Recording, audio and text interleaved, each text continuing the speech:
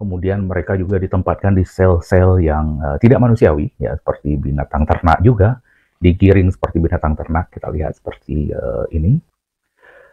Itulah Malaysia ya. Jadi keliru besar kalau kita benar-benar serius menganggap mereka itu sebagai saudara.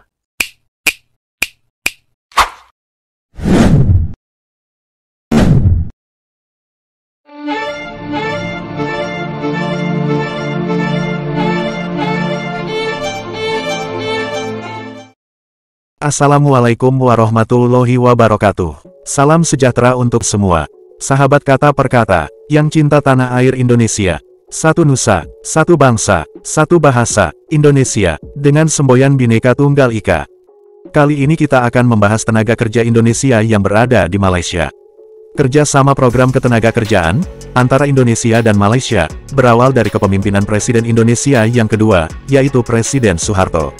Itu pun atas dasar permintaan pihak pemerintah Malaysia, yang menginginkan tenaga kerja Indonesia untuk bekerja di Malaysia. Namun sekarang ini, sepertinya sudah begitu banyak permasalahan yang terjadi, kasus demi kasus kekerasan serta yang lainnya, terhadap tenaga kerja Indonesia kini semakin menjadi-jadi. Bahkan kini, tenaga kerja asing yang bekerja di Malaysia, hingga sampai-sampai disamakan dengan seekor binatang, dan memang perkataan itu, dikhususkan untuk para warga pekerja asing yang datang dengan secara ilegal. Akan tetapi, hal itu seakan-akan selalu ditujukan pada tenaga kerja Indonesia yang berada di Malaysia. Karena seolah-olah permasalahan itu terjadi dari pihak Indonesia, Indonesialah yang membuat masalah, begitulah ungkapnya. Mereka tidak mau berpikir, apakah Malaysia tidak terlibat? Apakah Malaysia tidak melakukan sebuah kesalahan terhadap para pekerja asing yang datang dengan secara ilegal? Sepertinya mereka tidak berpikir sampai ke situ. Mereka tidak mau disalahkan. Padahal semua itu juga ada sangkut pautnya dengan Malaysia. Ada pihak Malaysia yang memintanya untuk datang dengan secara ilegal, agar dapat dipekerjakan dengan pembayaran biaya gaji yang murah. Yang tidak seperti ketentuan dari pemerintah Malaysia, dalam soal pembayaran gaji pekerja asing. Dan kalian harus tahu, kalian para warga Malaysia, yang merendahkan dan menghina tenaga kerja Indonesia, bahwa para pekerja Indonesia memilih datang untuk bekerja ke Malaysia, dikarenakan ada 3 penyebab warga Indonesia memilih bekerja di Malaysia. Yang pertama, bahasa yang kalian gunakan masih bisa dimengerti, karena memakai bahasa Melayu, bahasa dari salah satu suku yang ada di Indonesia, yaitu bahasa Riau. 2. Kalian selalu menggaungkan kata saudara serumpun pada Indonesia, dengan begitu tenaga kerja Indonesia lebih memilih bekerja di Malaysia, berharap bisa dihargai jika bekerja di Malaysia, layaknya benar-benar seperti saudara serumpun, yang tak perlu terlalu beradaptasi dengan lingkungan. Dan yang ketiga, dikarenakan Malaysia lah yang membutuhkan tenaga kerja Indonesia. Jadi para tenaga kerja Indonesia lebih memilih bekerja di Malaysia, karena Malaysia membutuhkan tenaga kerja Indonesia. Warga Indonesia beranggapan, jika seseorang membutuhkan tenaga seseorang, seseorang yang membutuhkannya itu pun akan menghargainya ketika berada di daerahnya, tepatnya di Malaysia. Namun nyatanya, sungguh tidak seperti yang dibayangkan oleh sebagian besar para pekerja Indonesia yang bekerja di Malaysia. Dan bahkan sekarang ini, tidak lagi membutuhkan tenaga kerja yang berasal dari Indonesia, dikarenakan dalam pemikirannya, kalau tenaga kerja Indonesia selalu membuat masalah di negara Malaysia. Jika demikian, kami sebagai rakyat Indonesia pun menyetujuinya, jangan ada lagi warga Indonesia yang diberangkatkan untuk bekerja di Malaysia. Bahkan yang sekarang ini yang masih bekerja di Malaysia, lebih baik pulangkanlah saja mereka kembali ke Indonesia, daripada mereka semua disamakan dengan seekor binatang, bahkan lebih rendah dari seekor binatang ternak. Biarkan saja Malaysia kekurangan tenaga kerja, agar warga Malaysia yang pemalas dan banyak mengeluh itu, bekerja dengan keras, membangun kota dan perekonomian negaranya sendiri.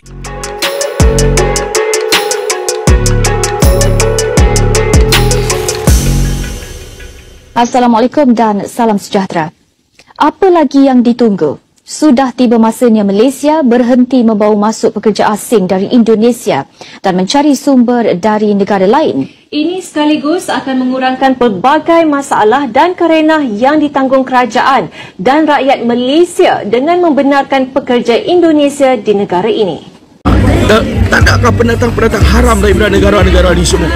Tetapi yang terpaling hero, yang terpaling pandai, yang terpaling cerdik baru-baru ini, mereka sembunyi di dalam tong-tong ikan di pasar Selayang.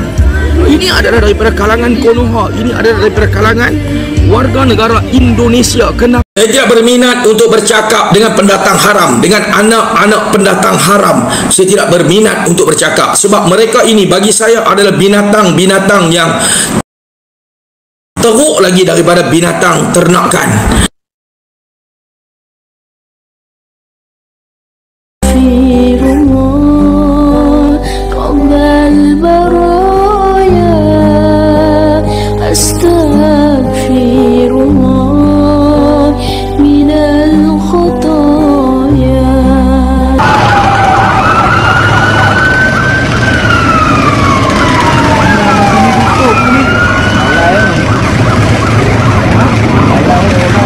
Kemudian mereka juga ditempatkan di sel-sel yang tidak manusiawi, ya seperti binatang ternak juga, digiring seperti binatang ternak. Kita lihat seperti ini.